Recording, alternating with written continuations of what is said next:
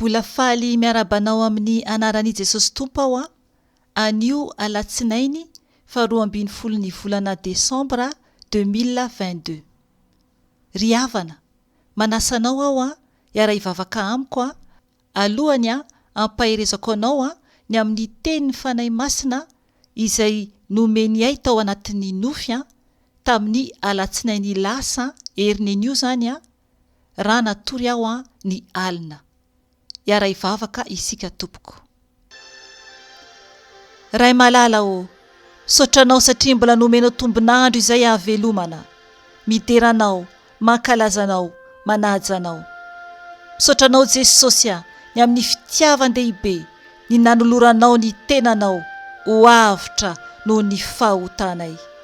Fanahy masina, mangataka aminao fanahy masina, hiteny amin'ny alalako, ka ny nofo rehetra dia tsy anana anjara amin'izao fotoana izao, satria fitaovanao aho, satria mpiasanao aho, ka miasa fanahy masina amin'ny alalako. Mangataka aminao koa Jesosy, aoka ny ranao, andrakotra ay, sy ny ankohonako, ary ny asanao, sy ny olonao tsiraray avy. Rakofy eo ambanin'ny tana maherinao izay Jesosy malalo. Ary amin'ny anaranao Jesosy no andidiko sy androahako ny asa maty Satana rehetra, ka dorana amin'ny ranao zany Jesosy ny asan'ny Satana, ireo zanatsipika rehetra izay mitady elefany andravanay, ka dorana amin'ny ranao Jesosy, satria ny ranao dia afo mandevona mandany ny fahavalo rehetra. Ianao lay manda afo manodidina anay. Misaotra Tompo, voninahitra ho anao reriany. Aleluia. Amen. Ry hava-malala amin'ny Tompo, anio aho dia ampaherenao amin'ny tenin'ny fanahy masina izay nomeny ay ny alin'ny alatsinainy 5 ny volana Desambra lasa teo, zany hoe tamin'ny herinandro lasa iry zany herinandro anio zany izany daty izany. Raha natory aho ny alina dia nampanofy ny Tompo. Ilay nofy nonofisiko dia efa nazavaiko amin'ny video ray hafa teo aloha, ilay momba ny amin'ilay lehilahy izay hitako teo ambony otrana piramida, ary ny lanitra sy ny tany dia maizina tanteraka. Zavatra ho avy izany. Afaka henonao izay video zay ilay navokako tamin'ny herinandro lasa tompoko. Dia tamin'io alina io ihany koa dia nanome verse ay ny Tompo. Eniko ny fanahin'ny Tompo ny teny tamiko tao anatin'ny nofy hoe Romana 9:7.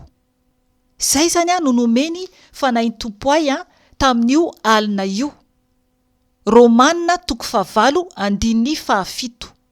Ry havana, tena mafinaritra rehefa marehan'ny fanahin'ny Tompo miteny isika. Aleluia. Tena fahasambarana ho antsika izany, ny fitantanany, ny firesahany amintsika, ny fanamboarany antsika, ny fiarovany antsika. Amen. Ho tanteraka amintsika tsiraray avy ene izany Tompoko.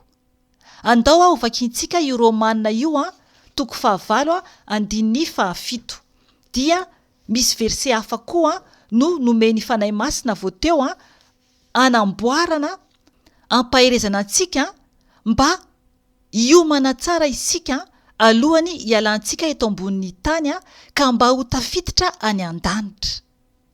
Romana 9:7 hovakiko amin'ny anaran'i Jesosy Tompo. Satria fandrafiana an'Andriamanitra ny fihevitry ny nofo, fa tsy manaiky ny lalàna Andriamanitra izy, sady tsy hainy akory izany. Amen. Io teny io zany no nomeny Tompo ay ary tena misy fandraisana izy io amin'ilay fijoroana vavolombelona ilay navokako teo aloha. Araka ny teneniko teo afaka henonao izany. Dia anio asain'ny Tompo ampaherezana anao. Ry havana, ny teny eto dia manambara tsara ny tenin'Andriamanitra fa fandrafiana an'Andriamanitra ny fihevitry ny nofo, fa tsy manaiky ny lalàn'Andriamanitra izy sady tsy hainy akory izany. Amen. Isika izany raha mbola mandeha araka ny nofo dia aoka ho fantatritsika tsara fa lasa ohatra ny pirafitsika amin'Andriamanitra. Satria tompoko ny nofo dia manohatra ny fanahy. Ilay fanahy napetrak'Andriamanitra ao anatintsika dia an'Andriamanitra io fanahy io fa tsy antsika. Satria Andriamanitra dia fanahy. Ao amin'ny bokin'ny Jaona 4:4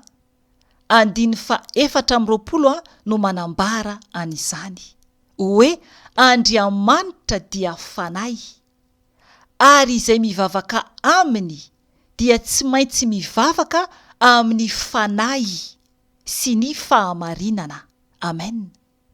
Isika izany ny nofontsika tsy azontsika atao mihitsy no mivavaka amin'Andriamanitra mandeha araka ny nofo, fa tsy hainao antsika Andriamanitra, fa tsy maintsy ilay fanahy ao anatintsika, ilay napetrak'Andriamanitra ao anatintsika izay anazy io fanahy io zany no mila mivavaka manatona an'Andriamanitra. Aleluia.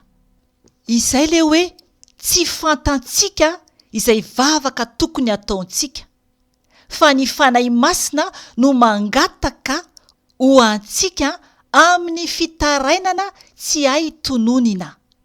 Ao amin'ny Romana 5 ihany io 9:20 manasanao aho amaky an'io Romana 5 io manontolo. Tena hoe ny fanahy masina izany no miasa ao anatintsika. Izay no mahatonga miteny hoe tsy araka ny nofo no anantonantsika an'Andriamanitra, fa ho reraka foana isika ary tsy ho tafiditra mihitsy ny fanjakan'Andriamanitra raha mbola mandeha araka ny nofo isika. Satria mifanohitra ny fanahy sy ny nofo. Tsy afaka miaraka ireo.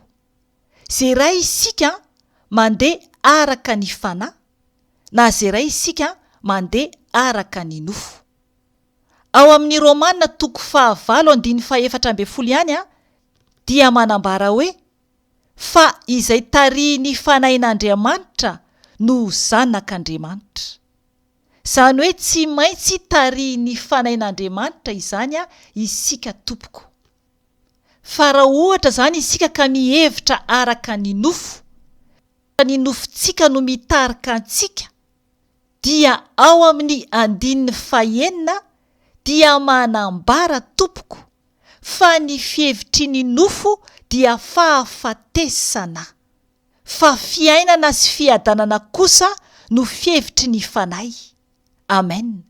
Zany hoe tonga izany dia afo be no ovatantsika raha mihevitra araky ny nofo sika hoe mieritreritra hoe ho tafiditra any an-danitra ako na mbola hoe amela ny nofoko ho ambony noho ny fanahiko. Zany hoe anao zay tiako atao aho fa hivavaka ihany ahako. Zany hoe misabaka izany. Ny tongotra anankiray tsy te hiala amin'izao tontolo izao, nefa ny tongotra anankiray te ho any an-danitra. Tsy atompoko, tsy ho tafiditra any an-danitra mihitsy isika. Satria ny nofo sy ny fanahy dia mifandrafy ireo. Araky ny tenen'ny tenin'Andriamanitra 5 ilay nomeny ny fanahin'ny Tompo ahy tao anatin'ny nofy. Tena teneniny tsara mihitsy hoe satria fandrafiana an'Andriamanitra ny fihevitry ny nofo, fa tsy manaiky ny lalàn'Andriamanitra izy sady tsy hainy akory izany. toizako kely eo amin'ny 15 ary izay ao amin'ny nofo dia tsy mahay manao ny sitrapon'Andriamanitra. Tsy mahay manao ny sitrapon'Andriamanitra mihitsy zany isika raha mbola mandeha araka ny nofo, raha mbola miaina ao amin'ny nofo.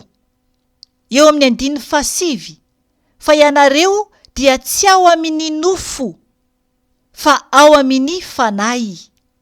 Raha ny fanahin'Andriamanitra no mitoetra ao anatinareo, raha misy kosa tsy manana ny fanahin'i Kristy dia tsy azy izy. 10 fa raha Kristy no mitoetra ao anatinareo, na dia maty ihany aza ny tena noho ny ota, dia fiainana kosa ny an'ny fanahy noho ny fahamarinana. Amen. Ry havana, isika izany tsy tokony andeha araka ny nofo intsony, fa tsy maintsy mandeha araka ny fanahy rehefa manana an Jesosy isika. Izay le hoe tarihin'ny fanahin'Andriamanitra, ary lay nofontsika izany dia maty mihitsy zany nofo io dia maty mihitsy ny filan'ny nofontsika. Na inona io, tokony tena aresy mihitsy isika ny nofontsika. Ny mahagaga dia betsaka ny miteny hoe kristianina, hoe zanak'Andriamanitra, nefany hita mihitsy fa tsy mandeha araka ny fanahy, fa tena fiainana ara-nofo tanteraka. Omeko ohatra kely ianareo satria mety misy ny tsy mahalala ny tena hoe fiainana ara-nofo, zany hoe mandeha araka ny nofo. Ny nofony zany no mibaiko ny tenany. Ao amin'ny Galatiana, ovakintsika Galatiana 5, horaisintsika eo amin'ny 7-20. Io dia manambara ny amin'ny fiainana ara-nofo, ny olona mbola tarihan'ny nofo izany. Ovakintsika ny 7-20 ka hatramin'ny 120. Ovakiko amin'ny anaran'i Jesosy Tompo.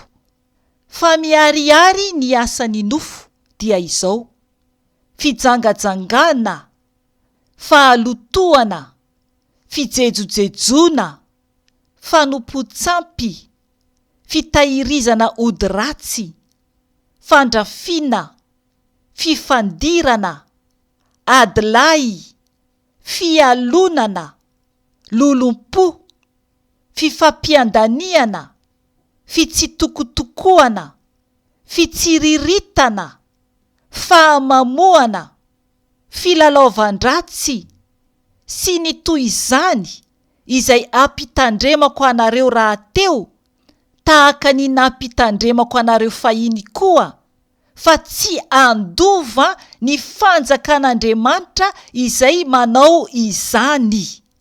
Amen. Reo ry havana, ohatra kely fotsiny ireo ny amin'ny fiainana ara-nofo. Raha mbola misy ray amin'ireo no iainantsika, dia manambara ny tenin'Andriamanitra fa tsy ho tafiditra ny fanjakan'Andriamanitra isika. Tena tery ny lalana makany an-danitra. Tery! Tena kely dia kely.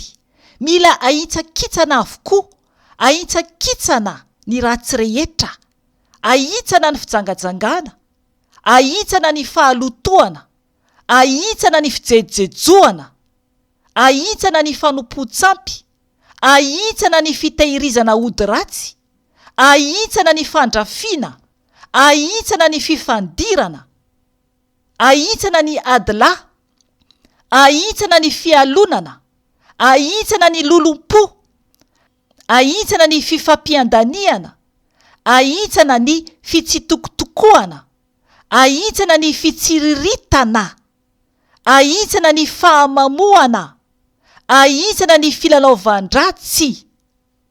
Ry havana, mbola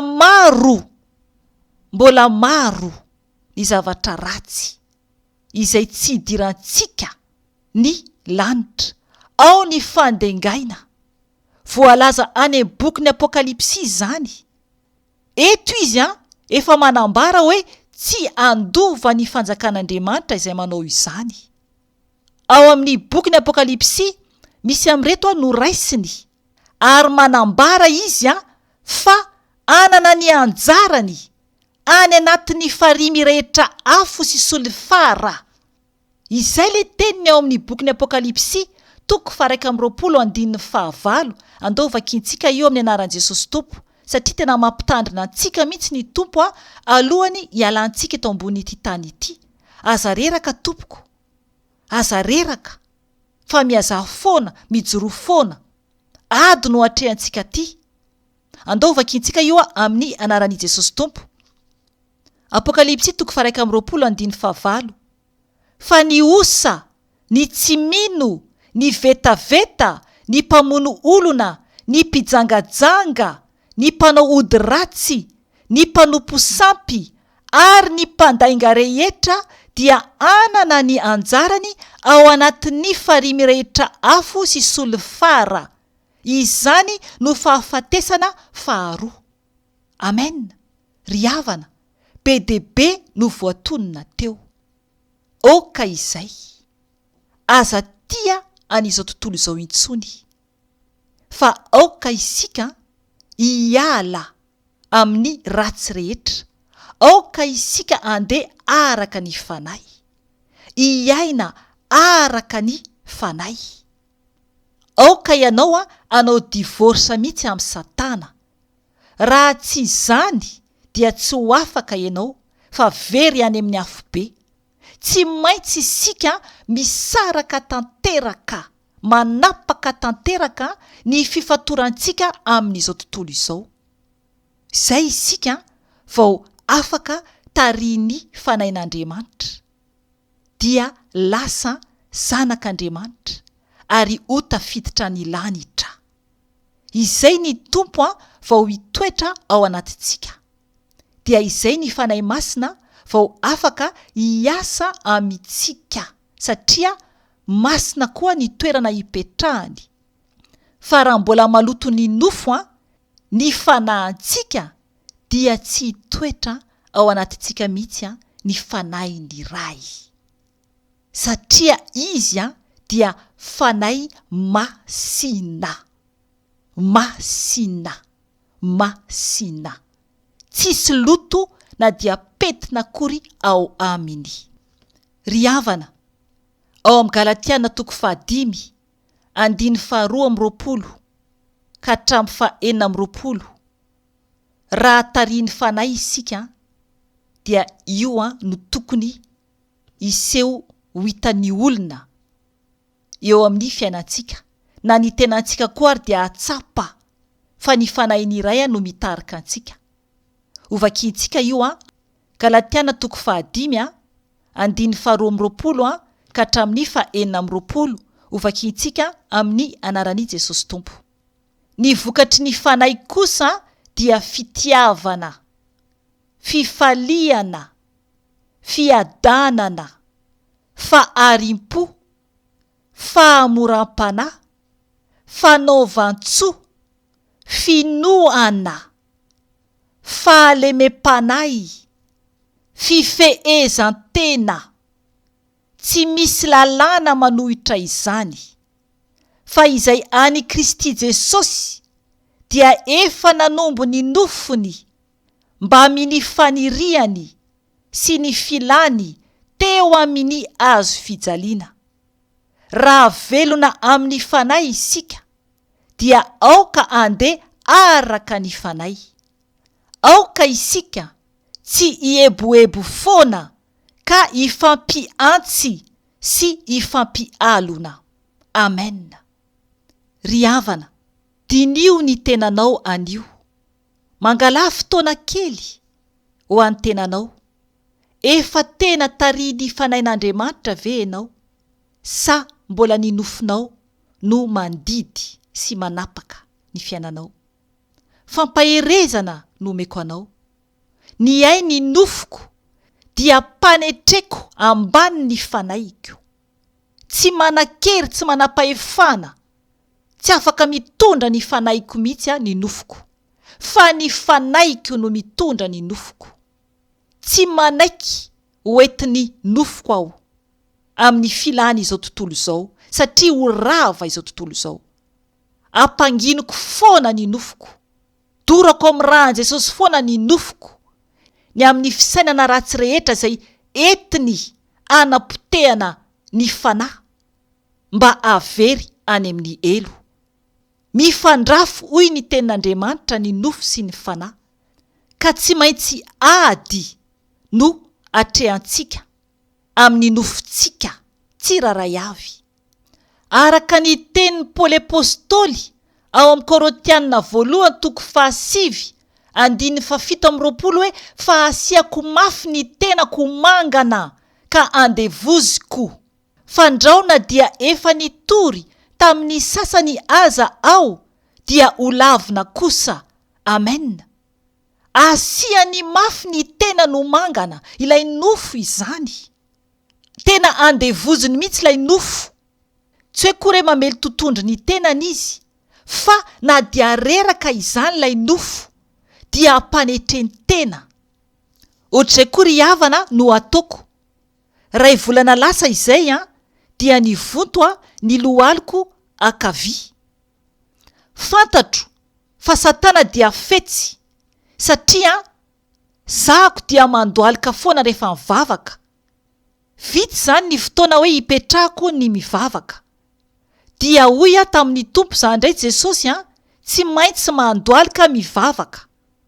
Ohatrohatr'izay zany no niteneko tamin'ny Tompo fa sitrano za Jesosy, de netiko mibavaka io tongotra io, fa lazaiko anareo tsara fa nampandolehako foana ny tongotro, fa ny tena isorako an Jesosy na dia nivonto aza izy dia tsy narena rary akory aho. Zany hoe efa nanasitrana azy ny Tompo, satria na dia mandohalika aza aho dia tsy nare akory fanahin'tainana. Aleluia! Tsy nare akory fanahin'tainana. Dia nitohizako foana ny fanetreko ny nofoko. Nitohizako foana, mandohalika foana rehefa mivavaka, fa tsy nare mihitsy aho hoe manahin'tainana hoe marary ilay lohalikako. Aleluia! Dia nositran'ny Tompo tanteraka ahako. Izay ry havana no fandrika tao Satana. Raha ohatra zao ka kely finoana ahako, ka tsy natoky ny fahalebiazan'i Jesosy, ny fanasitrana fanahy masina, dia tsy nandohalika ahako, fa dia navelako fotsiny ny nofoko ny liba tamin'izao dia hoe hitsangana zany hivavaka na hoe hipetraka. Tsy ary havana. Jesosy dia mpanasitrana ary misy Andriamanitra. Ry havana. Jesosy dia mpanasitrana. Araka ny fijoroana vavolombelona izay efa nataoko any video any, afaka henonao raha mbola tsy naheno ianao, fa tonga tato tokantranoko ny Tompo nanao opération ahy. Aleluia, aleluia. Opération tsy vitan'olombelona izany, fa izy ilay fahazavana lehibe no tonga tato atokantranoko nanao opération ahy. Ry havana, tiantsika ny Tompo. Afaka mahita ny Tompo koa ianao rehefa tena miaina araky ny fanahy, fa tsy araky ny nofo. Mahita ny Tompo isika rehefa tena manaraka ny didiny ao anatin'ny fahamarinana sy ny fahamasinana.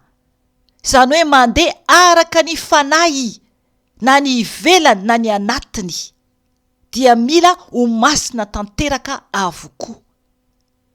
Oka isika ampanetry ny nofo fa hampiakatra ny fanahy ao anatitsika. Mahereza Tompoko, fa ady no atrehantsika ty. Raha mbola misy ny fotoana omeny Tompo dia mbola miverina eto ihany Tompoko manambara izay tiany Jesosy malala ho ambarako aminareo, hikarakarany ny fiangonany alohany hiakatra. Amen.